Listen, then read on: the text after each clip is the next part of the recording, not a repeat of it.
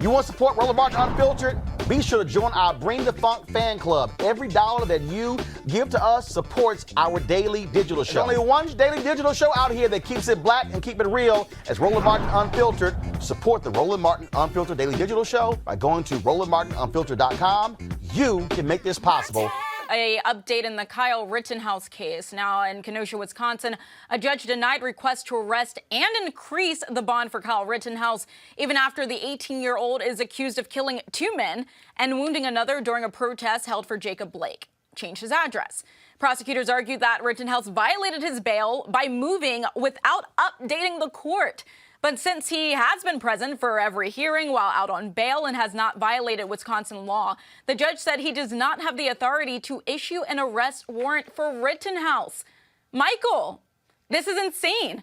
Because if Kyle was another person, if Kyle were possibly a black person, this would not be allowed. First of all, he'd still be in jail for what happened that night in Kenosha. Right, and then not to let the authorities know where he moved to, change of address because of death threats and things like that. You know, we talked about this last Friday on Roland Martin Unfiltered. This is Black History Month, but Black History Month takes place during White Privilege Year. And this is what we're seeing. So they're just making this stuff, making this up as they go along. But so, you know, watch whiteness work. But hopefully the evidence be presented in court and he'll go to prison. But they're making a lot of this stuff up as they go along. Now, Michael, as you said, his attorneys were stating that he needed to move. He needed to be in a safe house because of these death threats. But when do we care about death threats that people like Kyle Rittenhouse are receiving? Why should that be a concern? Right now, you're supposed to be abiding by the laws. If the law says that you have to inform the courts that he's moving, then you have to do that. This makes no sense. So, Candace, what are your thoughts on this? You know, it's interesting because they've been playing pretty legally loose with Kyle for a little bit. Lest we forget the time that Kyle went out drinking with his mother, which, by the way, he was allowed to do. You can drink even if you're underage, if you have someone that is overage. Went out drinking with his mother. And lo and behold, lucky for Kyle Rittenhouse, he found some white supremacists that came and serenaded him. And they threw up hate signs, and he had a great time taking pictures. If you think about somebody doing something that went against the guidelines of what their bail or bond is supposed to be, that was the time where we really should have seen the book throw at Kyle. But it wasn't thrown then. It wasn't thrown now. And that is a part of the process when you say that you are going to adhere to the rules that are given to you if they let you out. It's just one of those things that we've seen long before. It's not the first time that it's happened. It's not the last time that's going to happen. On the other side, if we do look at it, he has at least shown up for every hearing, which he should. I mean, this is a young kid who killed 2 people and left others injured. So it's something that, like Michael said, we've seen these type of privileges in the court. It's nothing new, but it's definitely something that we have to keep our eye on. Candace, like you're saying, showing up to court is something that's a given. It's something that you're supposed to do. You're not supposed to be rewarded or, getting a pat on the back simply because you're doing what you're supposed to do. So with that said, where you were saying that the courts have been lenient, right, and they've let certain things happen, Mustafa, do you believe that he could certainly get a slap on the wrist or not get the maximum penalty for killing the 2 protesters and injuring the other one in Kenosha last summer? Well, you know, white privilege is like American Express, never leave home without it. So it translates into all kinds of magical things that would never happen for folks of color. So, yes, I do think that it is possible that he may not get convicted of the murders that he is alleged to have done. And we've all seen the videotapes. So that's why people have to stay engaged. You have to keep pressure on the system. You've got to make sure that folks know that you are not going to take your eye off the ball. And that you will also make sure that you utilize your vote in each of the upcoming elections to make sure that we get the right judges in place, to get the district attorneys in place, and all the other incredibly important positions. So we're going to keep pushing. We're going to keep holding people accountable, and hopefully things will lean toward justice. I think that's important, what you said there. Did you have something to say? Oh, I was just going to say, lest we forget, too, that the reason why he's able to be out is because the same people who voted for Trump were the same people who raised the funds to get him out and get the $2 million, including 2 Ricky million. Schroeder, to Right. make sure that happened. And what's wild, Candace, oh, go ahead, Mike. I'll let you go. Go ahead. And the My Pillow guy also. That's right. That's right. Mike Lindell, the My Pillow guy, who keeps pushing these conspiracy theories that the election was stolen. Mustafa, I want to go back to a point you made about continuing to apply the pressure. Now, I spoke to a couple of activists who are back in Minneapolis, and they were saying to me that they believe when it comes to Derek Chauvin and the other officers that nothing major is going to happen. Then they're not going to get the maximum penalty because they believe that that momentum that was going last summer with people demanding that police departments be defunded and that these officers be sentenced and convicted, that pressure has left. That people are back to work, people are back to shopping, people are back to just functioning the way they were before George Floyd was killed. So how do people continue to apply that pressure and keep that momentum? Because people have to go back to their regular lives at some point, right? People have to tend to the things that are happening immediately in front of them.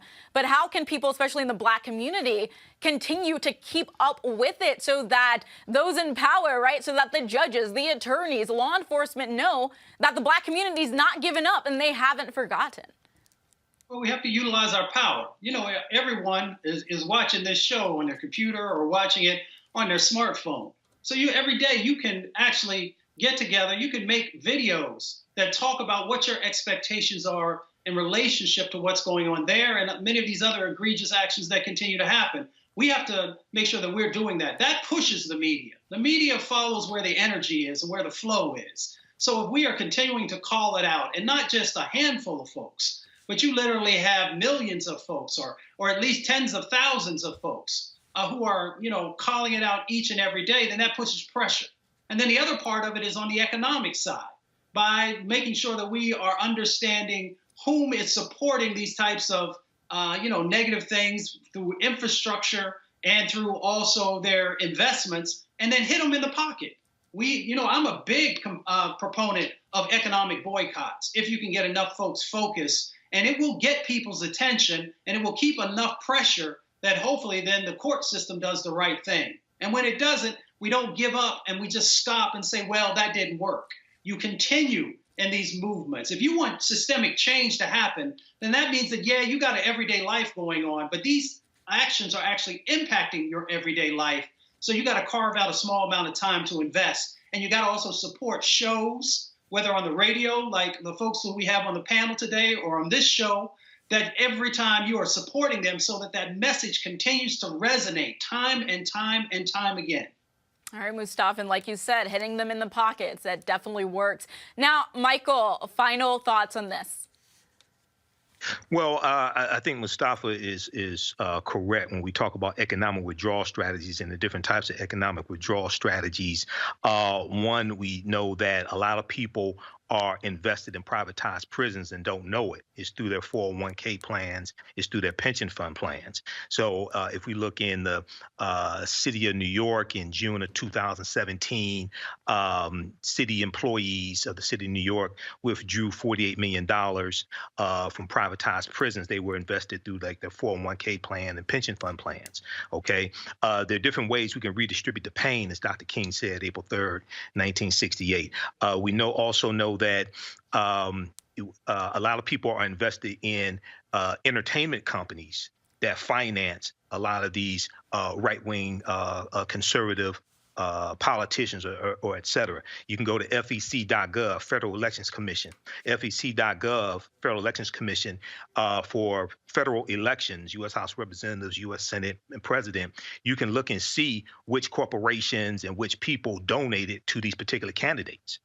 And then you can galvanize support around different types of economic withdrawal strategies against them as well. So there are things there are things that we can do. We see that I posted an article a couple of days ago from 2015 from CNN that talked about how University of Columbia divested from privatized prisons, because a lot of people don't know that many universities are invested in privatized prisons as well. The students at the college started doing research and found out their university was invested in privatized prisons. So between privatized prisons, between entertainment companies that put out negative images of African Americans, there are different ways we can redistribute the pain. Okay, Candace, final thoughts? You know what? People should remind themselves about what happened, because sometimes our memory sometimes forces us to put things on the cutting room floor that shouldn't be there. Go back and watch the police cam of Thomas Lane in the weeks leading up to this trial, March 8th, of Derek Chauvin. Remind yourself about what happened. And I say Thomas Lane because it's 34 minutes and it gives you a real comprehensive view all the way to George Floyd is in the truck being forced to stay alive with a machine. And often we don't see that video. But we can't forget, and you can't forget if you watch it.